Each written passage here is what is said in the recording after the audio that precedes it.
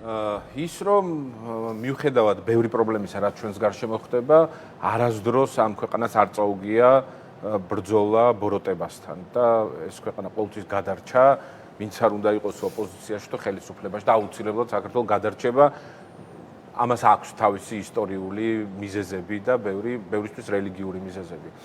დღეს რაც ხდება, ესეც რაღაცა უსამართლობაზე და ბოროტებაზე სიმართლის გამარჯვების ერთ-ერთი შესაძლებლობაც არის და მე თქვენ შესავალს უსმენდი, სადაც გაიხსენეთ ოთარ ფარცხალაძის შემთხვევა და ის რომ დღეს დასანქცირდა დიდი ბრიტანეთის მიერ ორი მთავარი პროპაგანდისტული არხი და უნდა ითქვას, რომ ეს სრული ჩამონათვალი არ არის ქართული ოცნების პროპაგანდისტული არხებისა, იმედი და პოსტივი.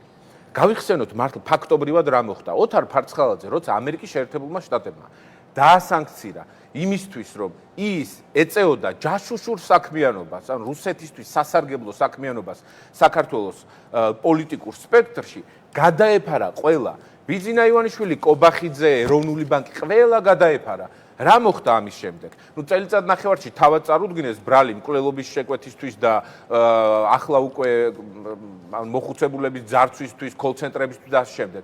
თუმცა რა მოხდა რეალურად? ოთარ ფარცხალაძე, რომელსაც ბრალი დასდო ამერიკის შეერთებულმა შტატებმა, რომ ის ემსახურებოდა რუსეთს როგორც ჯაშუში, საქართველოსდან გაიქცა, წავიდა მოსკოვში, გადაიკეთა გვარი, ფარცხალაძე გახდა რომანოვი და ყოველ მეორე დღეს ვხედავთ იქ რუსეთის პოლიტიკურ ტერორისტულ დანაშაულებრივ ელიტასთან ერთად კრემლში როგორ პოზიორობს და რას აკეთებს და ვის ულაგებს იქ საქმეებს, ეგ მგონი ნათელია, ყველამ კარგად ვიცით. ვის? ბიძინა ივანიშვილს. იმ ბიძინა ივანიშვილს, რომელმაც ბრალი წაუყენა ახლა.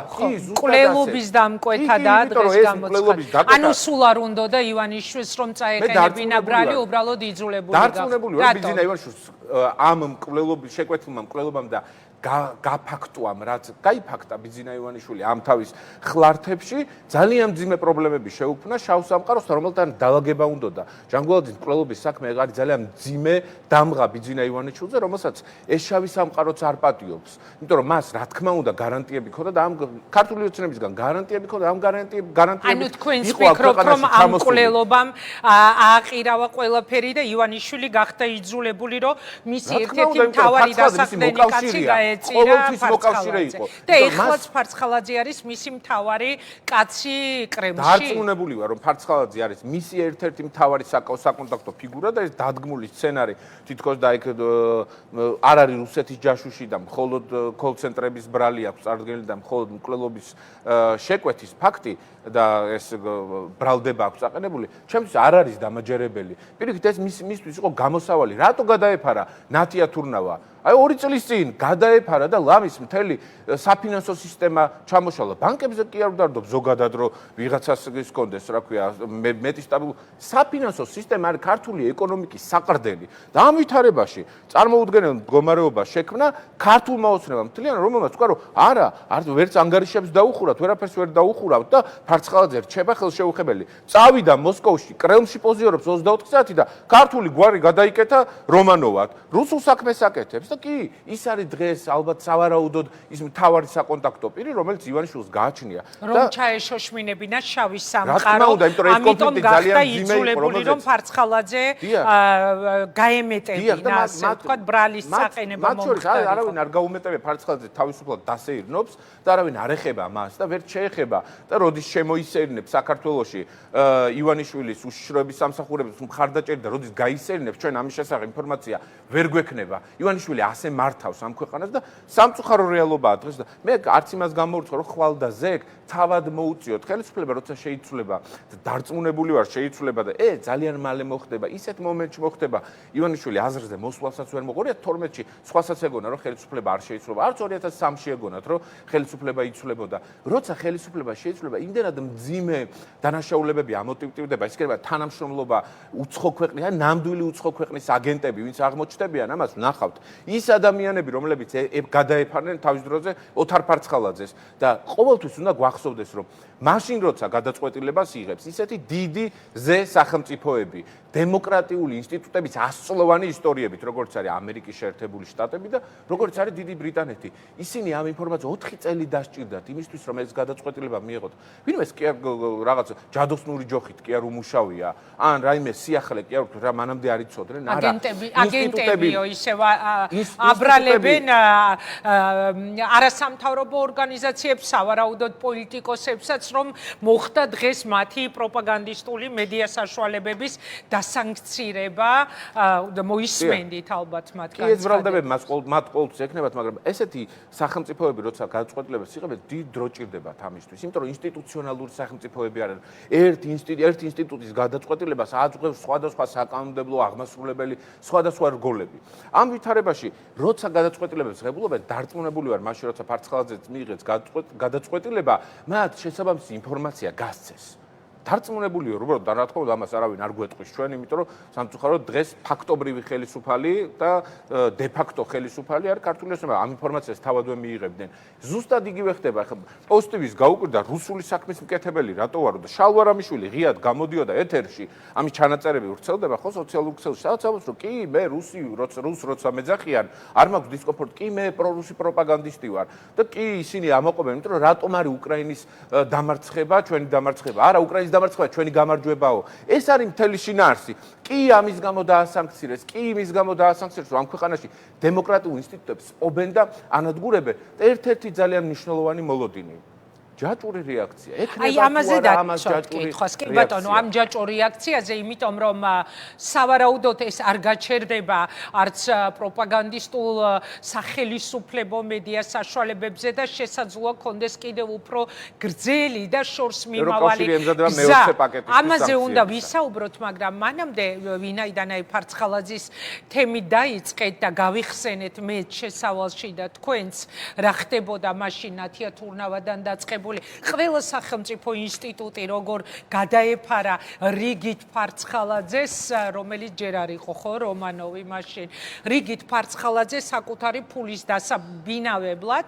ეხლა მინდა დაგისვათ კითხვა, ალბათ მოისმენდით ნათია თურნავას ამ განცხადებას, თუ საერთაშორისო სანქციებსა და ქართულ კანონებს შორის წინააღმდეგობა გაჩნდება, ბანკები ვალდებულები არიან ადგილობრივ წესებს დაემორჩილონ.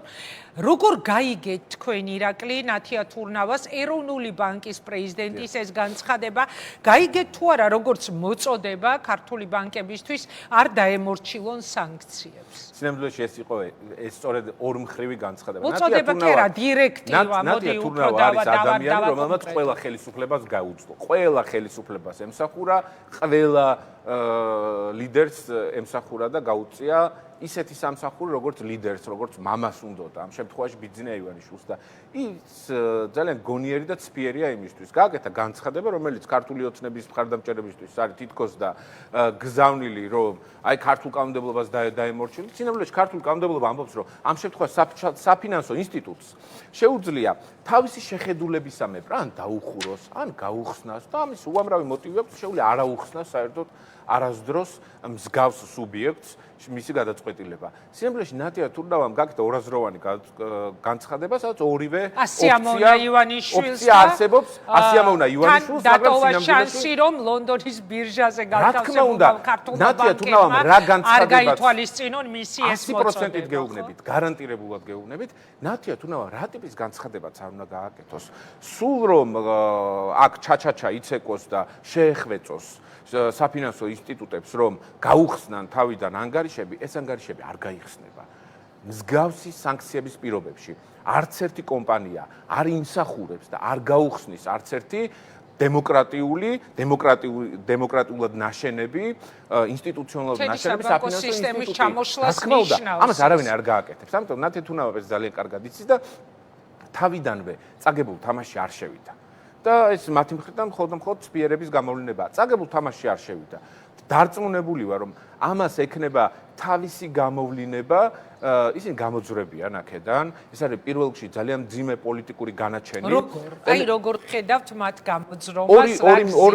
ორ მიმართულებად უნდა გავყოთ ეს პროცესი. ერთი არის თავისი ტექნიკური, საფინანსო, ბუღალტრული პროცესები, რაც გააჩნია კომპანიებს, ეს მიმართულება, სადაც ისინი გამოძვრებიან, იმიტომ რომ ყველაფერი ხელში უჭირავთ. საგადასახადო თავისი გავლენის ქვეშ არის, აუდიტი არასდროს არ შევა, არავინ არაფერს არ მოიკითხავს და აქედან გამოძვრებიან თავისი ტექნიკურ, საფინანსო მიმართულებებიდან. ფაქტობრივი მოცემულობა დღეს ტელეკომპანია იმედის წარმატება, ის რომ ადამიანები მას უყურებენ, იმაზე კი არ დგას რომ პროპაგანდას აჩვენებენ. არა, დგას ბევრი ფულის ჩასხმაზე იმ ტელევიზიაში. ტელეკომპანია იმედს აქვს 9 მილიარდი, 500 მილიონი ლარის დავალიანება, ინგა. 500 მილიონი ლარის დავალიანება აქვს საბიუჯეტო სახსრებთან. აი პატარა ტელევიზიებს, მათ შორის თქვენ, ფორმულას, ბევრად მცირე დავალიანებები აქვთ. იმიტომ რომ ფიზიკურად დავალიანება ვერ გექნება, როცა არჩევა დარებდი ერთმანეთს, ხო, შეუძლებელია შეადარო, საუბარი არის რაღაცა 1,000-თან, 1,000-თან არის ესეთი შედარება, 1,000-თან. ამ ვითარებაში რატოა ის წარმატებული? იმიტომ რომ ამ შავ ბოროტ ბუღალტერიაზე და ბოროტ ზრახვებზე დგას. და არა იმიტომ რომ იქ მოქალაქეებს იმ ინფორმაციას აწვდიან ის მოსმენაც მათ უნდათ, არა, აი ამაზე დგას. ისინი ამას მოახერხებენ რომ გამოსავალს იპოვიან. მაგრამ მოუწევთ მაგალითად გერმანული დომეინიდან, სადაც იყო იმედი.g, გადავიდნენ რუსულ დომეინზე და უკვე ვრცელდება ხო ინფორმაციას სკრინები, რომ რუსულ დომეინზე გადაბარგდნენ, იმიტომ რომ დაებლოკათ და ბუნებრივია რომ დაებლოკებოდათ. და მეორე მხარეს არის პოლიტიკური ზიანი. აი პოლიტიკური ნაწილი მაინტერესებს. ეს არის განაჩენი. განაჩენი ვისთვის? მათ შორის ტელევიზიისთვის და მათ შორის იქ მომუშავე პერსონალისთვის. თქვენი ყოფილი მეგობარი, ჩემი ნაცნობი, თანაკურსელი, თანაუნივერსიტეტელი, თანამებრძოლი წარსულში აღარ არსებობს. ეს არის განაჩენი. როგორც ოთარ ფარცხალაძეს უთხრეს ის, რომ ის ემსახურებოდა რუსეთის ინტერესებს, ასევე უთხრეს ტელეკომპანია იმედის და პოსტივის ჟურნალისტებს, რომ თქვენ რაღაცა კრიტიკულ ან განსხვავებულ აზრს კი არ ემსახურებით, არამედ ემსახურებით რუსეთის პროპაგანდას, რუსულ პროპაგანდას ემსახურებით. ეს არის განაჩენი და სამწუხაროდ ისევ და ისევ უნდა ითქვას, როგორც ფარცხალაძის შემთხვევაში ამერიკის შეერთებული შტატები აღმოჩნდა სწორით, თორე მამუკა მდინარაძე კი არა და ირაკლი ზარქუა. ვინ არის შეპირისპირებული? სახელმწიფო დეპარტამენტი და ირაკლი ზარქუა. და რაც არ უნდა გასაკვირი იყოს, სახელმწიფო დეპარტამენტი და ამერიკის შეერთებული შტატები აღმოჩნდა მართალი. ისევ და ისევ, ჩვენ და სამწუხაროდ, ამ ქვეყნის სამწუხაროდ უნდა ვთქვა, რომ დიდი ბრიტანეთი აღმოჩნდება მართალი, ვიდრე ირაკლი კირცხალია, ან კიდევ ვიღაცა მათი სპიკერი, რომელიც გამოდის და დღეს საბჭოთა ოკუპაციას დაატოლა ეს საბავი, მაღლაფერიძე, საზოგადოებრივი მაუწყებლის ხელმძღვანელი თავმჯდომარე, ბორდის თავმჯდომარე, რომელიც გამოვიდა დღეს დამოწო ღრმა მწუხარება გამოთქვა და ღრმა სოლიდარობა გამოთქვა თურმე ტელეკომპანია იმედს მიმართ. გასაგებია ეს რატომაც გააკეთა, მაგრამ საერთოდ თუ ესმის მაღლაფერიძეს და მის მხარდამჭერებს საზოგადოებრივი მაუწყებელი დააყენა ამით რისკის ქვეშ. ირაკლი, ერთია ამ ჟურნალისტებს ბოდიში პოლიტიკური პასუხისმგებლობის ნაწილზე მინდა თქვა, ამ ჟურნალისტებს პოლიტიკური პასუხისმგებლობის აღება მოუწევთ პროფესიული პასუხისმგებლობის აღება, პოლიტიკური პასუხისმგებლობის აღება და მორალური პასუხისმგებლობის აღება, იმაზე რომ როცა ეს ყველაფერი გაირკვევა, ისევე როგორც ფარცხალაძეზე, როცა ივანიშვილის ნიღაბი სრულიად ჩემთვის ჩამოხსნილია, მაგრამ აი მათთვისაც უკან დასახევი გზა რო არ დარჩებათ.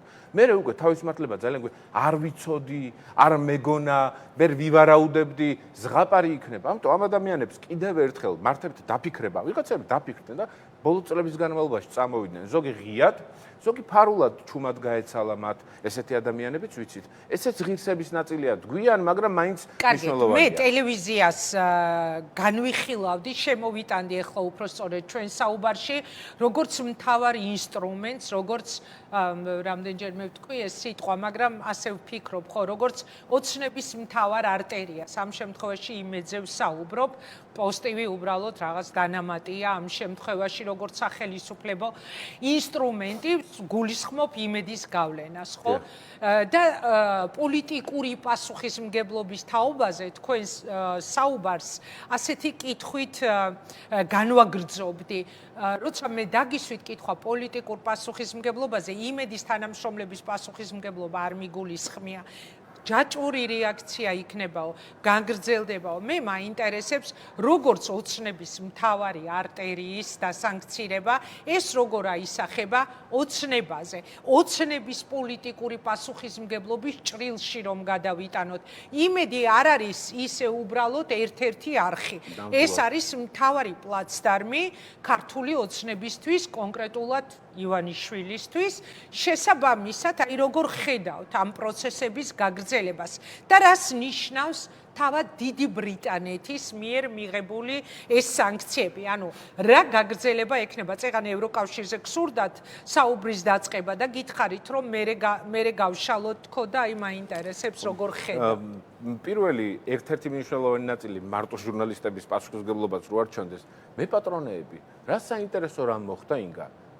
25 დღით ადრე ვიქტორ ჯაფარიძემ გადააფორმა პოსტივის წილი სხვაზე და ერთი თვით ადრე გაიქცა ირაკლი რუხაძე. რაც იმაზე უნდა მეტყველებდეს წესით, რომ მათ ჰქონდათ მოლოდინი. დიახ, ჰქონდათ მოლოდინი. და რუხაძე ივანიშვილის ბიზნეს პარტნიორია და მე ვფიქრობ ასე, შეიძლება თქვენ სხვანაირად ფიქრობთ, რომ მან ივანიშვილთან შეათანხმა და ივანიშვილთან ერთად მიიღო გადაწყვეტილება, რომ გაწეულიყო, იმიტომ რომ ივანიშვილის ბიზნეს პარტნიორია რუხაძე. საერთოდ მფლობელიც, რეალური მფლობელი მისცემდა მას იმის საშუალებას და უფლებას, რომ თუნდაც თავისი ბიზნესების გადასარჩენად მისულიყო და ბატონო ბიძინა, ეხლა ჩემი პარტნიორები მეუბნებია, რომ ეს ჩემს ბიზნესს აზარალებს და ამიტომ მე უნდა წავიდე. არა, ის არის ივანიშვილის ბიზნეს პარტნიორი. რეალური მფლობელი ტელეკომპანია. ხო და ამას გულისხმობ, ბიზნესთან დალაგებული გადაწყვეტილება იყო რუხაძის გადაწყვეტილება. ტელეკომპანია იმედს რუხაძეს აქვს ლიბერტი ბანკი და ამას ცადოს გაუხსნას ლიბერტი ბანკში ბატონმა ირაკლი რუხაძემ ანგარიში და ლიბერტი ბანკიდან მოახდინოს ტელეკომპანია იმედის უზრუნველყოფა. აბა ვნახოთ რა გამოუვა. აი ზუსტად ვნახავ მის პოზიციას რეალურად სად დგას და ის არა ის თავადვე საუბრობს რამდენად მძიმეა სანქციები აღარ გამიმეორებ ამას იაზრებს ხო ეს დროს აღარ წავიღებ ამ ჯაჭვურ რეაქციაში რაზეც ამ სანქციების თაობას ამ ჯაჭვურ რეაქციაზე რაზეც საუბრობდით ჩვენ რა არის ის ჯაჭვური რეაქცია ერთი პოლიტიკური პასუხისმგებლობის ნაწილში დიდი ბრიტანეთ როგორც კიდევ ერთხელ ინსტიტუციონალური სახელმწიფო 100 წლოვანი გამოცდილებით დემოკრატიის და მსგავს გადაწყვეტილებებზე ძალიან დიდი პასუხისმგებლობის დაკისრებით საკუთარი თავისთვის მათ შორის სანდო არის მათ შორის ევროპული ქვეყნებისთვის.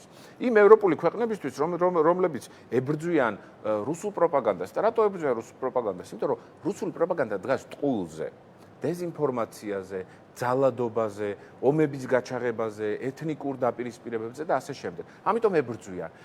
როგორც სანდოა მათთვის დიდი ბრიტანეთის მიერ მიღებული გადაწყვეტილებები, ობიექტური ნეიტრალური გადაწყვეტილებები, ეს გადაწყვეტილება აუცილებლად გახდება ევროპულ ქვეყნებში განხილვის საგანი. მათ შორის ქვეყნების დონეზე და დარწმუნებული ვარ ევროკავშირის ცენტრალური მმართველობის დონეზეც. და ის, რასაც დღეს ღიად საუბრობენ, რომ ევროკავშირის მხრიდან მზადდება სანქციების მე-20 პაკეტი.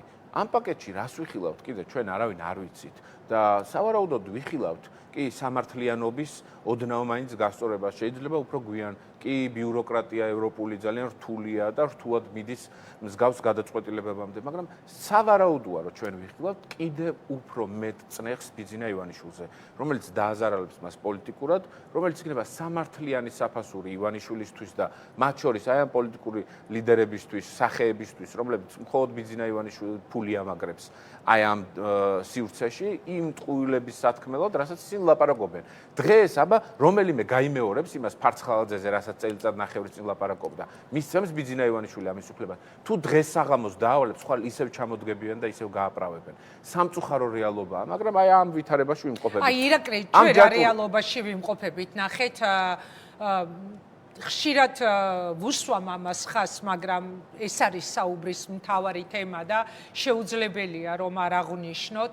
ყოველი სანქციების შემდეგ, ყოველი ფინანსური პრობლემის და დაბრკოლების შემდეგ, რომელიც ივანიშვილს შექმნია და საერთოდაც ჩვენს პარტნიორებთან ურთიერთობის დაძაბვა ათვლის წერტილს საიდან იღებს ხო სვის კრედიტის ისტორიის პარალელურად განვითარდა ის ყველაფერი, რამაც საბოლოოდ საქართველოს სულ იზოლაციაში აღმოაჩინა, ხო? უფრო და უფრო ასასტიკებს ივანიშვილი და მისი პარტია საკუთარ სამოქმედო გეგმას. უფრო და უფრო რეპრესიულს ხდის. უფრო და უფრო ამძიმებს ყოფას ამ ქვეყანაში განსხვავებულად მოაზროვნე ადამიანებისთვის და იმედი კიდევ ერთხელ ვიტყვი არ არის რიგითი თემა ბიძინა ივანიშვილისთვის. სავარაუდოდ დიდი ბრიტანეთის ამ სანქციებს სავარაუდოდ უნდა მოყვეს ასევე კიდევ უფრო მეტად სასტიკი პოლიტიკა ქართული ოცნების მხრიდან. ალბათ მიაქცევდით თქვენ გუშინ კობახიძის ნათქვამსაც ყურადღებას, როდესაც რუსუდან დუმბაძე მას უსვამდა კითხვებს და რა იყო მისი პასუხი, ხო? ანუ მე ასე მგონია, რომ კიდევ უფრო მეტად დამძიმდება ამ ქვეყანაში პოლიტიკაში ყოფნა, უბრალოდ სამოქალაქო პოზიციის გამოხატვა, უფრო სასტიკი იქნება მათი მეთოდები და კანონები, რომელიც ხანდახან სიგიჟის ზღვარს უახლოვდება ხოლმე, მაგრამ მეორე დღეს კიდევ უფრო უარეს კანონს იღებენ. ეხლა მინდა გაგახსენოთ, რა მდგომარეობაშია ოპოზიცია. ორშაბათს სამართლო პროცესი იყო, სადაც ეგრეთ წოდებული საბოტაჟის საქმე განიხილებოდა და სხვა პოლიტიკურ ლიდერებთან ერთად თქვენი პარტიის ორი ლიდერი არის ასევე ბრალდებული, ხო, ამ საქმეში. ხომ არ ფიქრობთ, რომ დიდი ბრიტანეთის ეს სანქციები ხელფეხს გაუხსნის, რომ ყველა ერთად ისევ უკან ციხეში გაუშვას ივანიშვილმა? მიუხედავად იმისა, რომ თქვენი ეს ისტორიული მონახაზი, როცა მოდის მძიმე პასუხისმგებლობის დაკისრება, სანქცია, განცხადება, ნამდვილად ასია, პირიქით ივანიშვილი პასუხობს უფრო მეტად აგრესიულად. თუ ეს ასია, რატო უნდა გვინდოდეს, რომ მათ პასუხისმგებლობა დაეკისროთ? ძალიან მარტივი მიზეზის გამო. ნებისმიერ ავტოკრატიას, ნებისმიერ რეპრესიას გააჩნია საკუთარი ლიმიტი. კი ვამბობთ, რომ აი ეს და მცდარად ვამბობთ, სხვა შორს არ სწორია, ეს ბოლო რუბიკონი გადალახულია, ეს არის ბოლო ზღვარი, მიაღწიეს თავის მაქსიმუმს, არა. ეს გამძაფრდება და გამძაფრდება. რატო შეიძლება ამას პოლიტიკოსი ოპოზიციაში მყოფი ვამბობდე, თუნდაც პოზიტიური კონოტაციით? იმის გათვალისწინებით, როგორც საკუთარ სხეულზე ვგრძნობთ ყველა ამ მოჭერილ მარწუხს. როგორც პოლიტიკურ სხეულზე, პარტიაზე, ფინანსური შეზღუდვები, სისხლის სამართლის საქმეები, პოლიტპატიმრები, ერთი ლიდერი, პოლიტპატიმარია, მეორე ორი დამატებითი კიდევ ჩვენი ძალიან მნიშვნელოვანი ადგილობრივი ლიდერი ვეფხია კაცრაძე და ვასილ კაძელაშვილი პოლიტპატიმარია. ორი ლიდერი, რომელიც ჯერჯერობით თავისუფლებაზე არიან, დაპატიმრებას უპირებენ ბადრი და მამუკა, ალეკო ელისაშვილი ვიგულისხმობ პირველ ნაწილში. ამ ვითარებაში, რატო შეიძლება პოზიტიურად გიხარდეს ის, რომ და ხედავდე პოზიტიურად, რომ მათ პასუხისმგებლობა ეკისრება. ერთ-ერთი რამის გამო, ლიმიტირებული. ნებისმიერი ავტოკრატია და რეპრესია არის ლიმიტირებული და ჩვენ გავუძლებთ. გაუძლებთ წნეხსაც, ციხესაც გაუძლებთ, გაუძლეს ლიდერებმა კიდევ მზად არიან, რომ თუ გარდაუვალი იქნება, ამ პასუხისმგებლობას ღებულობენ ბრძოლაში ვრჩებით ბოლომდე და გვაქვს ერთი საკუთარი თავების, საკუთარი ნებისყოფის და თავის მხრივ საქართველოს მოქალაქეების იმედი. მათ შორის გვჭირდება საგარეო ველზე საქართველოს საკეთილდღეოდ გადაწყვეტილი საკითხები, მათ შორის გეოპოლიტიკა, რომელიც ასევე მნიშვნელოვანი საკითხია და სამწუხაროდ ხშირად ოპოზიციური ველი უარყოფს და უკუაგდებს გეოპოლიტიკურ ფაქტორებს. და მნიშვნელოვანია, რომ გეოპოლიტიკური სურათიც დაალაგდეს საქართველოს ეროვნული ინტერესების სასარგებლოდ, რაზეც სამუშაოა ჩვენი მხრიდან, რაც ჩვენზეა დამოკიდებული, თავის მხრივ მნიშვნელოვანია, რომ ბუნებრივადაც ესე მოხდეს. რთული დრო უდგას საქართველოს ეროვნულ ინტერესებს, მოქალაქეებს. მე დღეს სტატისტიკას ვნახულობდი 2024 წლის შემაჯამებელს. 44,000 ადამიანი დაიღუპა, 39,000 დაიბადა. ანუ შობადობაც კი უბედურებისკენ მიდის. ემიგრაციაში მიდიან საქართველოს მოქალაქეები, უცხო ქვეყნის მოქალაქეები ჩამოდიან. იქ Eagle Hills-ზე გახარებულმა გვახარა ირაკლი კობახიძემ, რომ თურმე 300 ბინა გაიყიდა. ისე რომ $1 ინვესტიცია არ ჩაუდიათ იმ არაბულ ქალაქზე, რაზეც საუბრობდნენ და ინვესტიციას ეძახი. $1 არ ჩაუდიათ ინვესტიცია, 300-მდე ბინა უკვე გაყიდეს და იმ გაყიდული თანხას ეძახიან ინვესტიციას. დაახლოებით ასეულობით მილიონს, ხო, რამდენიმე ასეულ მილიონს ეძახიან ინვესტიციას. ანუ ამ ვითარებაში ვიმყოფებით, უცხოელები ჩამოდიან, გრძელვადიანად, ქართველები მიდიან უცხოეთში, სამუშაოდ, ემიგრაციაში, სამწუხაროდ იქ იღუპებიან. ვერ ჩამოდიან საკუთარი ოჯახის წევრების დაკრძალვაზე. და ამ ვითარებაში ვართ. რთულია, ძალიან რთულია, მათ შორის ოპოზიციაში ყოფნა, ოპოზიციური აქტივიზმის კეთება, დამოუკიდებელ მედიაში ყოფნა. ძალიან რთულ დროს გავდივართ, თუმცა გვესმის. ის რომ ჩვენ ვუძლებთ, ეს უკვე ძალიან დიდი იმედის გამოსხივება. არა, ისე ხო არ გამიგეთ თქვენ, მე რო ვთქვი, რომ უფრო და უფრო სასტიკები ხდებიან, რომ ვინმეს დაუშვათ ეშინია. ან ჩვენ უკვე მიჩვეულები ვართ, უბრალოდ კითხვის შინაარსი რა იყო, ხო? ტროტუარზე დადგომის გამო დაჭერამდე და კომენტარის გამო დღეს ლაშა ჩხარტიშვილი მაგალითად დაიჭირეს, Facebook კომენტარის გამო, რომელიც მგონი საერთოდ არ დაუწერია მას.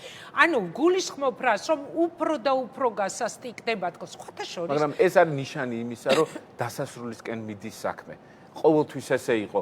მე სულ მქონდა განცდა, რომ ესენი ეს ხელისუფლება, რომელიც ეშმაკურ ძალადობას მიმართავდა პოლიტიკური პროცესის წინააღმდეგ, მარტო პროპაგანდით იბრძოდა. როცა ეს გამძაფრდება, კიდევ უფრო ახლოს არის დასასრულისკენ.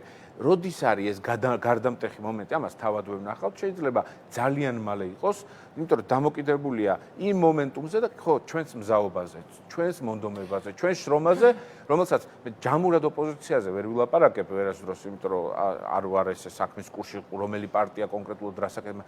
ლელო კოალიცია ძლიერი საქართველოს ურთიერთობა სხვა ოპოზიციურ პარტიებთან. მაგრამ დაზუსტებით არ ვიცი ხა ვინ რას აკეთებს და როგორ აკეთებს. დაახლოებითი მონახაზი შეიძლება შორიდან რასაც უყურებთ გვაქვს, მაგრამ მე შემიძლია ლელოზე ვთქვა.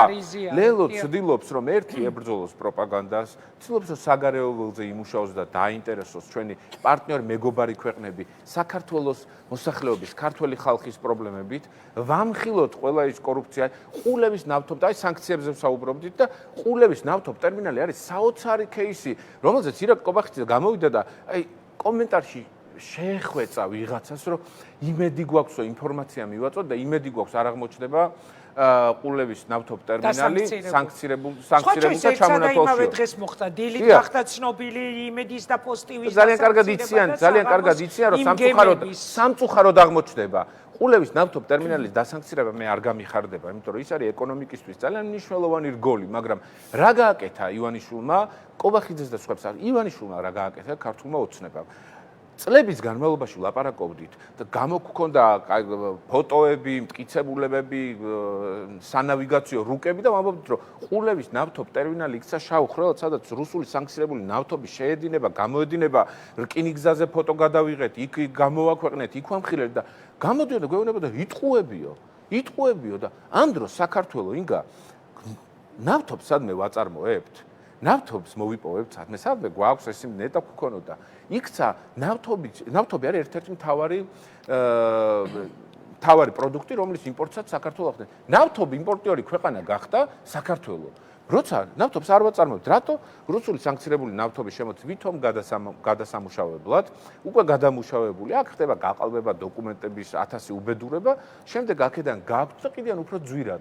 და კი, ყულევის ნავთობ ტერმინალი იმის გამო, რომ ივანიშვილმა ეს გააკეთა, ფულის საჭრელ მანქანად აქცია საქართველოსთვის უმნიშვნელოვანესი ეკონომიკური ზონა, კი, შეიძლება დიდწილად მოხდეს სანქცირებულთა სიაში და ეს ქართულ ეკონომიკას დაარტყამს.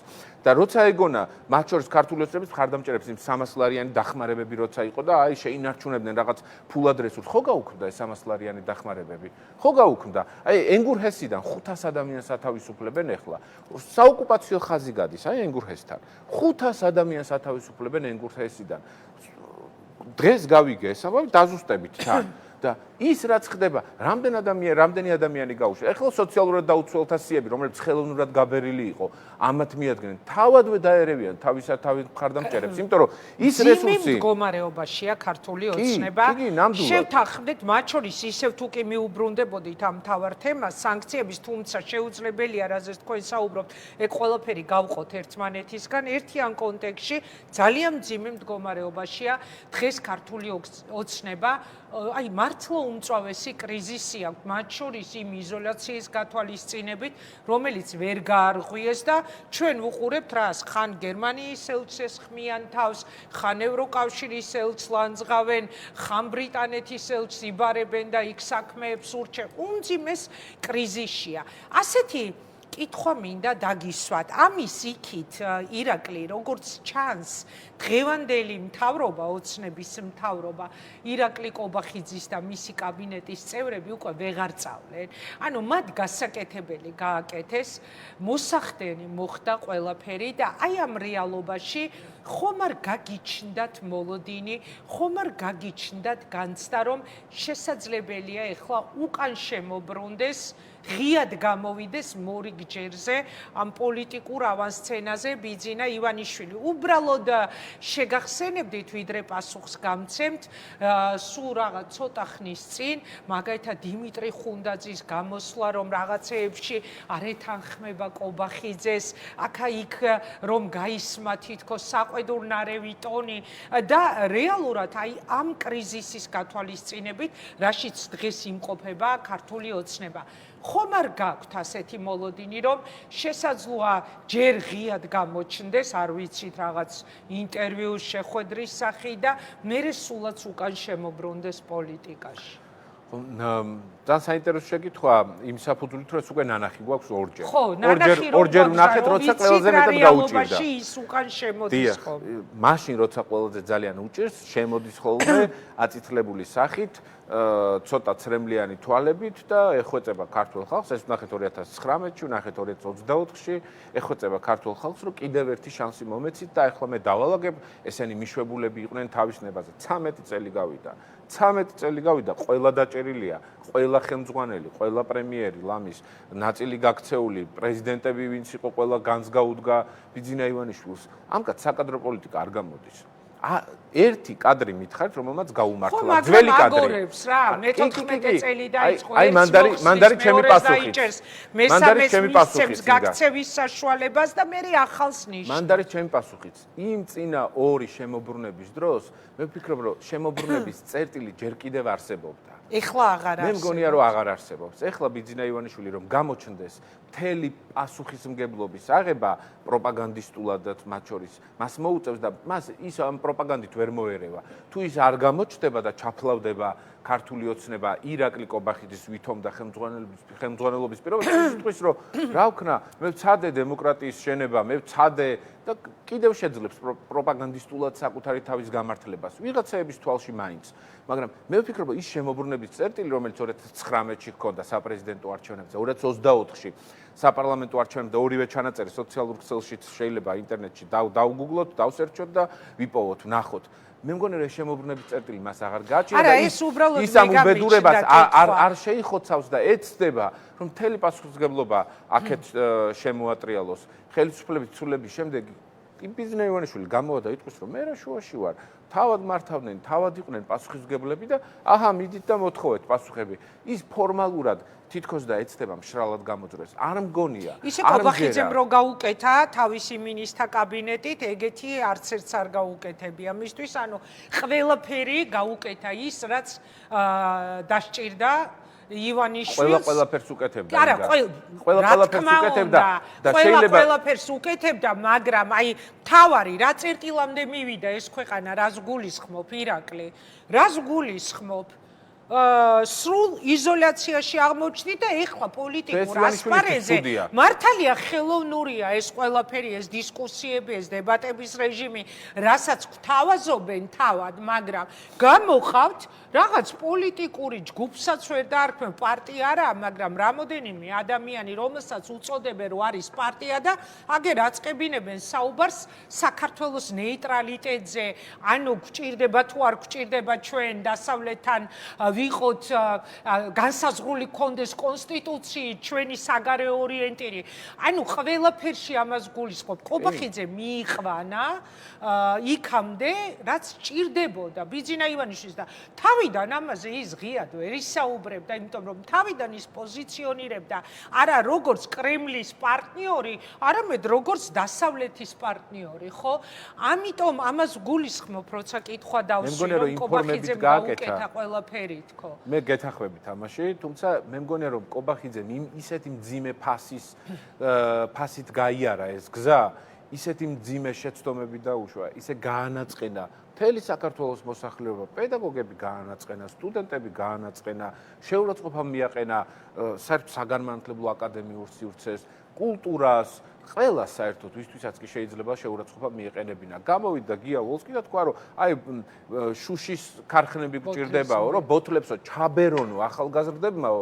ამ დროს როცა საქართველოს ამიერკავკასიაში იყო მთავარი საგანმანათლებლო ცერტი 100 წლების განმავლობაში.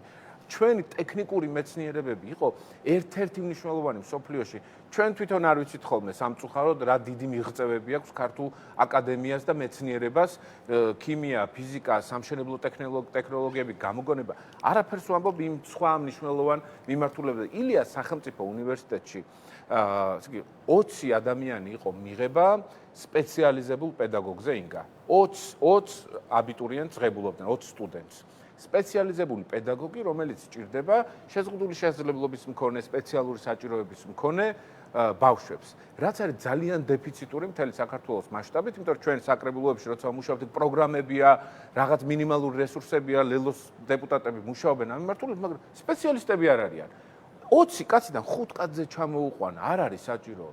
და ამ დროს ასტროლინგვისტიკის ვიღაცა გიჟები, მართლა გიჟები, რომლებიც დარბოდნენ სტალინის ხატებით, ისინი შედან ახლა ქუთაისის ტექნოლოგიურ უნივერსიტეტში ბიძინა ივანიშვილმა რომ შექმნა, სტალინზე ლოცულობდა გუშინ, იძახდა რაღაც სიგიჟეებს და დღეს თურმე ასტროლინგვისტიკას ასწავლის და ამ დროს რეალურად რაც უჭირს საქართველოს მოსახლეობას, დამხმარე პირები, სპეციალიზებული მოსწავლეები 5 ადამიანი, წელიწადში 5 ადამიანი. წარმოგიდგენიათ ამის გაკეთება ხო? ბოროტებაა. იმ ადამიანებისთვის მე მყავს უამრავი მეგობარი, ახლობელი, ნათესავი, რომელსაც ამ მსგავსი საჭიროებები უდგას დღის წესრიგში. ესეთი მეცნიერებები გააქრეს. მაგრამ მანდაც გამოჩნდა ივანიშვილი, ნახეთ, აი ხა გისმენდით ყურადღებით, გაგახსენებთ ყობახიძე გამოვიდა და თქვა რომ გადაწყვეტილება არ გადაიხედება, მათ განათლების მინისტრი აღარ ვამბობ არაფერს, რომ თსო და პოლიტექნიკური უნივერსიტეტები უნდა გაერთიანდეს და ეს გადაწყვეტილია. მერე იწერება წერილი პოლიტექნიკური უნივერსიტეტის პროფესორ მასწავლებლების სახელით ბატონო ბიძინა და მთავრდება ეს წერილი თქვენი მხარდამჭერები ბატონო ბიძინა და ბატონმა ბიძინამ ირაკლი ყობახიძეს კი ქონდა პირობა დადებული რომ ეს გადაწყვეტილება არ გადაიხედებაო, მაგრამ როგორც ჩანს ამ წერილზე მისცა რეაქცია და მათი გადაწყვეტილება გადაიხედა. ეს ხელოვნურად დაწერილი იყო, ინგა დავალებით დაწერილი იყო, რომ გამოსავალი მეკონათ ისეთი გასაგებია რომ ხელოვნურად იყო დაწერილი, მაგრამ წინა დღეს კაცმა თქვა რომ არ გადაიხედება ეს გადაწყვეტილებაო და მოუწია, ანუ აქ ივანიშვილის ფაქტორი ძალიან ცხადად იყო, ხო? ძალიან ცხადად გამოჩნდა. არ ვიცი, მე უბრალოდ გამიჩნდა ეს კითხვა, უნდა დავაკონკრეტო, სხვა შორის არანაირ რაღაც წყაროს ინფორმაციას არ ვეყნობი, როცა ამ კითხვას უბრალოდ ისეთი კრიზისია ქვეყანაში შექმნილი, მართლა წარმოუდგენელია. აი ამ კრიზისში ქვეყანამ როგორ უნდა გააგრძელოს ცხოვრება, პლუს საერთაშორისო იზოლაციაში, ჩვენ სამეზობლოში რეებზე ვსაუბრობთ, რა ვიზიტებია, რა ხდება და ჩვენ ვართ მაჩანჩალა კი არა, აი სრულიად წარმოუდგენელ მოცემულობაში და ისეთი კრიზისია სინამდვილეში, რომ უბრალოდ კითხვა გამიჩნდა, ჟანრის ლოგიკა ამას აჩვენებს ხოლმე, რომ ასე დროს ივანიშვილი აუცილებლად ჩდება, არ ვიცი. მადლობა ირაკლი, მადლობა დიდი. იმედიანად. და ერთი კითხვაც ძალიან მნიშვნელოვანი გამოსავლები და დარწმუნებული ვარ, ერთი კითხვაც მინდა რომ დაგისვათ, აი თქვენ წეგან ახსენეთ ეხა საუბრობდით ოცნებაზე და ახსენეთ ოპოზიცია რა იყო ის გადაწყვეტილება რის გამოც ლელომ გააკეთა განცხადება დაასწრო ყველას და გამოგვიცხადა რომ ის არაპირებს ერთიანობის პლატფორმაზე აღმოჩნდეს სხვა ოპოზიციურ პარტიებთან ერთად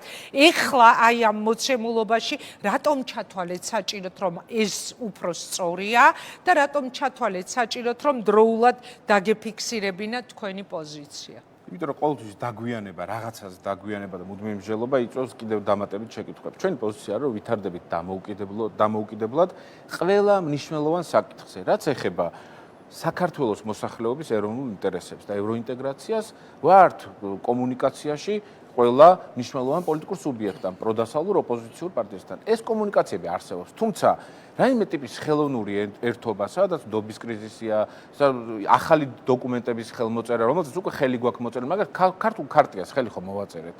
იმეს ხوار გადაუგდია ეს ქართული ქარტია. არც რაღაც ჯვარი აგვიყრია, არა, ის ძალიან მნიშვნელოვანი დოკუმენტია, სადაც თანამშრომლობაზე შევთანხმდით, ხელისუფლების ცვლილების შემდეგ პრინციპებზე შევთანხმდით, ყველაფერი შეთანხმებული ვართ.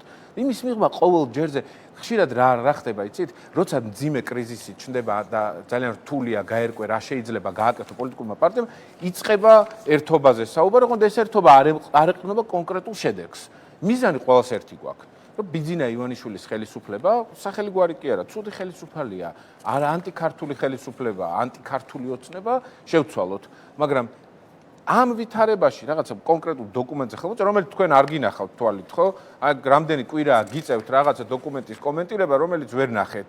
არ არის საჭირო. ანუ არ თვლით საჭირო დამას, თუმცა ვამბობთ, რომ ვართ ბრძოლის ველზე, ვართ ტოტალურ წინააღმდეგობაში, ლელოს უპირებს ბიძინა ივანიშვილი აკრძალვას, ჩემი პარტიის ლიდერებს დაკავებას და დაჭერას უპირებს და ციხეში შებრუნებას უპირებს.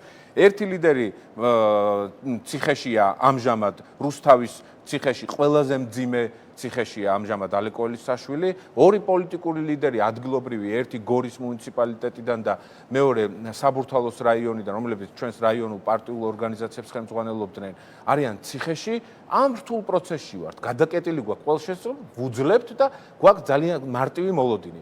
როცა ხელისუფლება შედის მსგავს მძიმე რეპრესიულ კრიზისში, ეს მიანიშნებს მისი მმართველობის დასასრულს. ამიტომ იმედიანად ვართ არ დავთმოთ არც ერთ მისხავს თავისუფლების და გავაგრძელებთ ამ წინააღმდეგობას. წარმატება.